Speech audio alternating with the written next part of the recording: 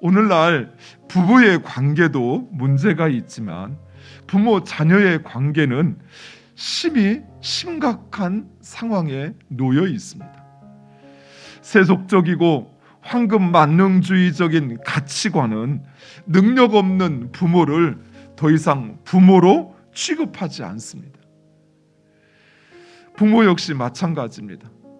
자녀를 자기의 소유로, 그래서 자기의 뜻대로 주장하려고 합니다.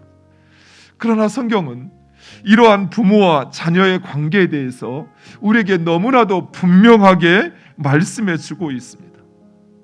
먼저 가정을 세우신 가정의 주인은 하나님이십니다. 하나님은 그 부모와 자녀의 정체성, 가정 내 정체성이 무엇인지를 우리에게 분명하게 말씀하고 있어요. 부모는 하나님의 대리자요, 자녀는 하나님의 기업입니다. 따라서 우리는 부모를 대할 때 그저 내 부모가 아닌 하나님을 대하듯이 공경해야 하는 것입니다. 부모 공경이 무너지면 가정이 무너집니다. 가정이 무너지면 우리 교회도 우리 사회도 그 모든 질서가 무너지게 된다는 것입니다.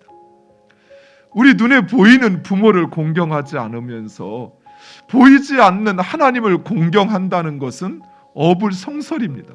말이 되지 않습니다. 우리가 부모를 공경해야 하는 이유는 부모가 나를 낳으시고 길러주시기 때문이 아닙니다. 그보다 먼저 하나님의 명령이기 때문입니다. 따라서 우리는 부모를 공경해야 합니다. 그리고 부모 역시 자녀를 자기의 소유가 아닌 하나님의 기업을 다루듯이 소중히 다루어야 합니다. 부모가 자녀를 함부로 대하거나 자신의 뜻, 자신의 생각대로 자녀를 주장하려고 하는 것은 자녀를 자신의 소유로 생각하기 때문입니다. 그러나 우리가 자녀를 낳았다고 해서 자녀를 나의 소유로 생각한다면 그것은 엄청난 착각입니다. 자녀는 하나님께서 우리를 빌려, 우리의 몸을 빌려 세상에 보내신 하나님의 기업입니다. 따라서 우리는 하나님의 기업인 우리의 자녀를 온전한 인격과 사랑으로 양육해야 합니다.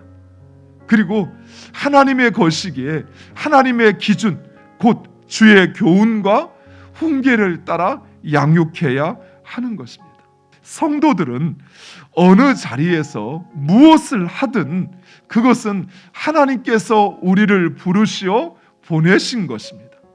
따라서 사람에게 하듯 하는 것이 아니라 하나님께 하듯 또 주님 앞에서 하는 것처럼 해야 하는 것이에요. 하나님께서 나를 콕 집어 그곳에, 지금 내가 있는 곳에 하나님께서 서게 하신 것입니다.